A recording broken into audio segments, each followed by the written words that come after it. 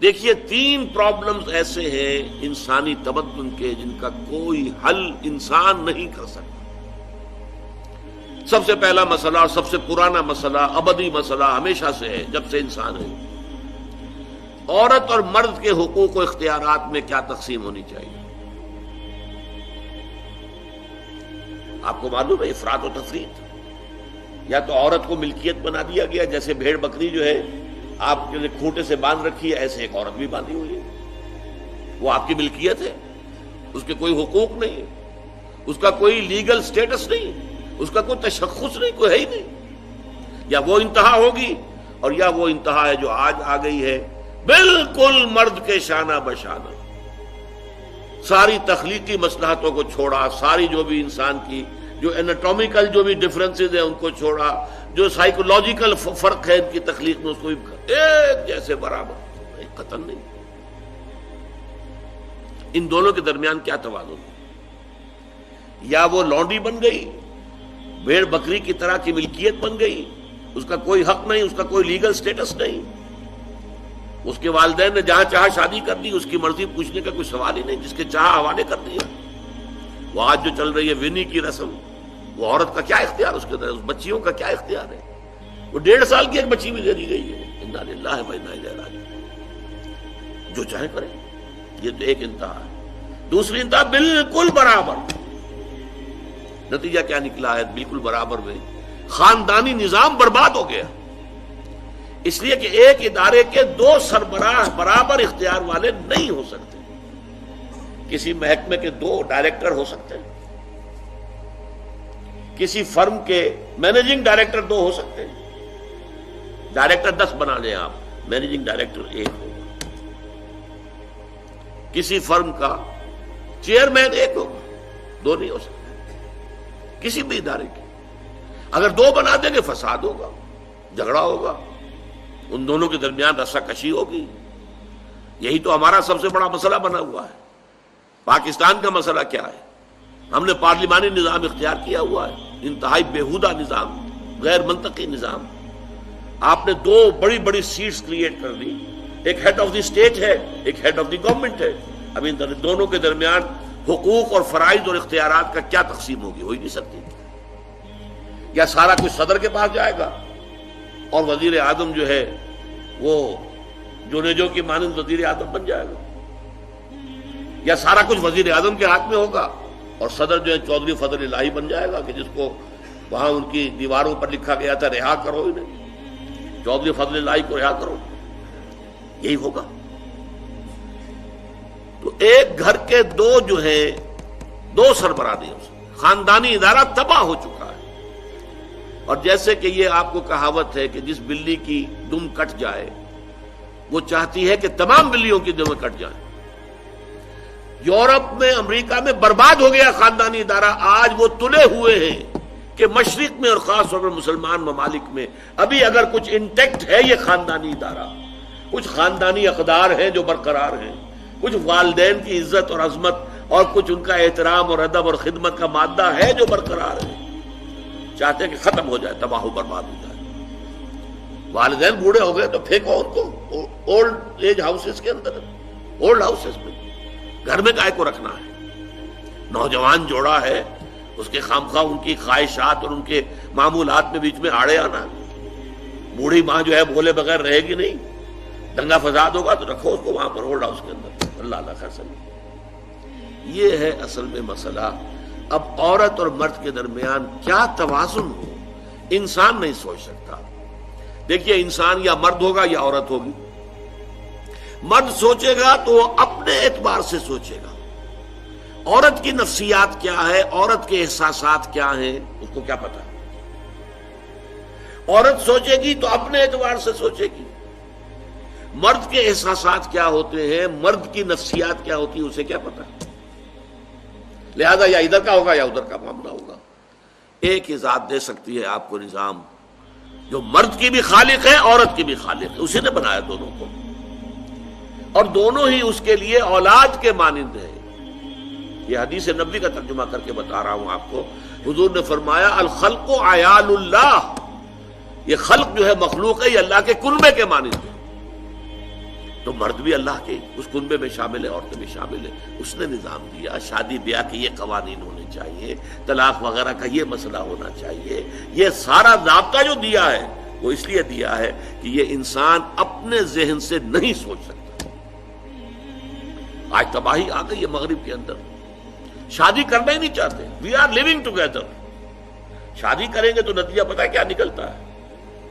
آپ نے اپنی بیوی کو طلاق دی، سب سے پہلے تو یہ کہ آدھی پوری آپ کی جو ملکیت ہے اس کا آدھا حصہ دے دیجیے اسے.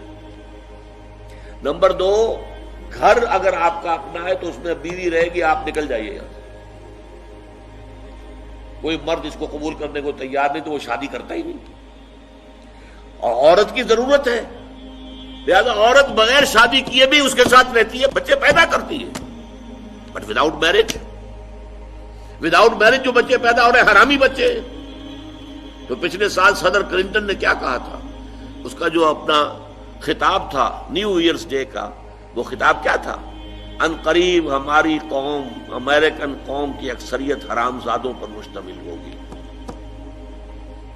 یہ حرام زادہ ترجمہ کیا ہے میں نے، بورن وداؤٹ ویڈ لاک، شادی کے بندھن کے بغیر پیدا ہونے والے. اسی کو ہم حرامی کہتے ہیں، حرام زادے کہتے ہیں، اور کس کو کہتے ہیں؟ اچھا، دوسرا مسئلہ، پہلا مسئلہ تو یہی ہے، پرانا بہت ہے، قدیم ہے. دوسرا مسئلہ، ایک ریاست ہے، ایک نظام ہے، اس کے کچھ اختیارات اور حقوق ہونے چاہیے. ایک عوام ہے، ان کے کچھ اختیارات ہونے چاہیے. عوام چاہیں گے زیادہ سے زیادہ آزادی ہمیں ملے، ریاست چاہے گی زیادہ سے زیادہ اختیار ہمارے ہاتھ میں ہو. اب جو کچھ ہو رہا ہے ترمیمات کے ضمن میں کیا ہو رہا ہے؟ ایک طرف جو ہے مشرف صاحب چاہتے ہیں زیادہ سے زیادہ اور طویل سے طویل میرا دور اقتدار ہو اور اختیارات جو ہے میرے ہاتھ میں آ جائیں، گھنٹہ گھر بن جاؤں میں فیصلہ بات کروں. ساری کوشش ان کی ہے. اور یہ ARD وغیرہ کیا کر رہی ہے؟ نہیں، حقوق عوام کے ہاتھ میں آنے چاہیے. اب اس میں بھی توازن کیا ہو؟ یا ٹوٹلیٹیرین سٹیٹ وجود میں آ جاتی ہے جو رشیا میں تھی، USSR میں تھی، عوام کے کوئی حقوق نہیں، no freedom of speech, no freedom of association. نہ تم اپنے خیالات کا اظہار کر سکتے ہو، نہ تم کو جماعت بنا سکتے ہو. یہ نظام تھا. کام کرو، ویجز لو، بس اللہ اللہ خرص اللہ. حیوانوں کی طرح پر کہ صرف راتب دے دیا جائے گا، باقی تمہیں کوئی تمہاری ایکسپریشن، کوئی اپنے خیالات کا اظہار، کوئی فریڈم آف ایسوسیشن نہیں. امریکہ دوسری انتہا پر، مادر پدر آزاد. 2 مرد شادی کرنا چاہتے کر لیں، ایک مرد بیوی ہو جائے گا اور ایک مرد شوہر ہو جائے گا. لیگلی قانون کے نزدیک ریکگنائزڈ ہوگا. ایک آزادی کی وہ انتہا.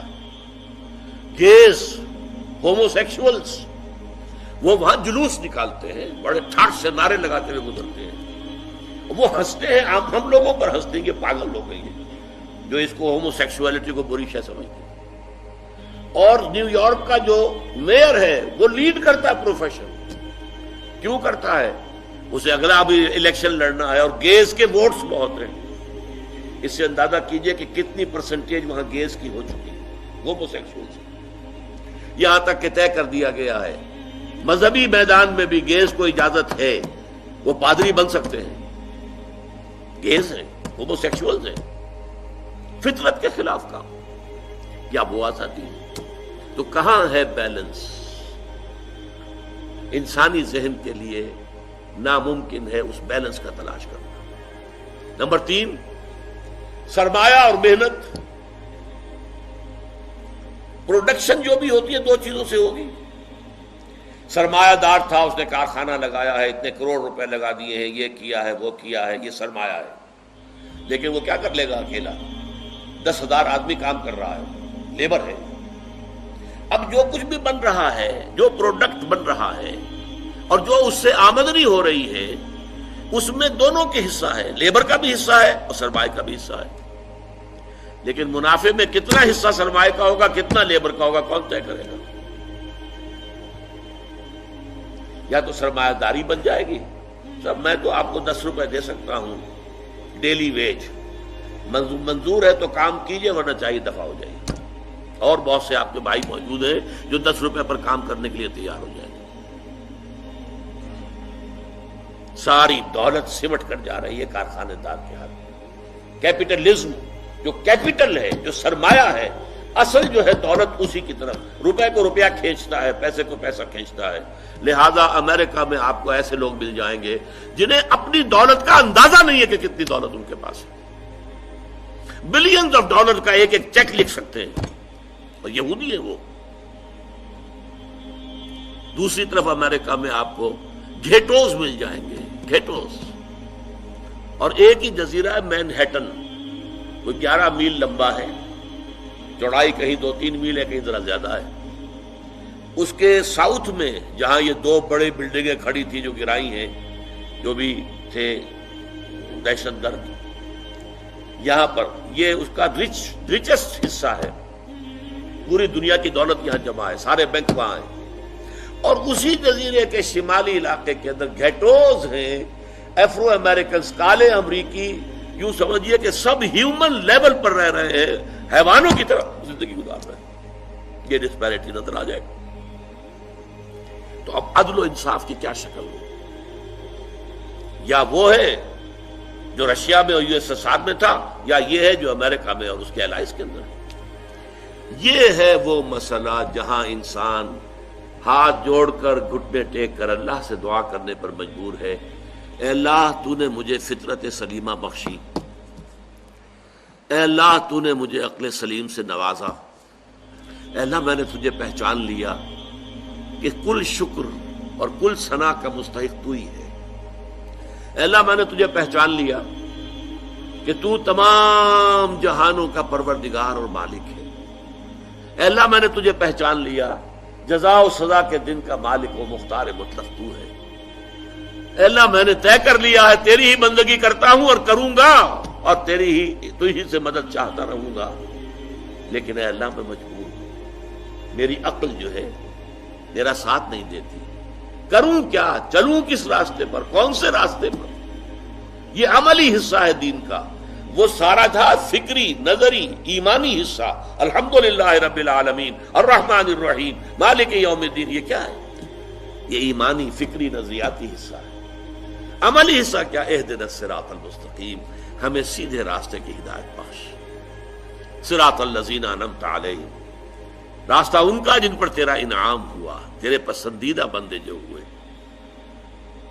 غیر المغضوب علیہم، جو مغضوب علیہم نہیں ہوئے، ان پر تیرا غضب نہیں آیا، غصہ نہیں آیا، ولا الضالین، اور نہ ہی وہ سیدھے راستے سے بٹ گئے۔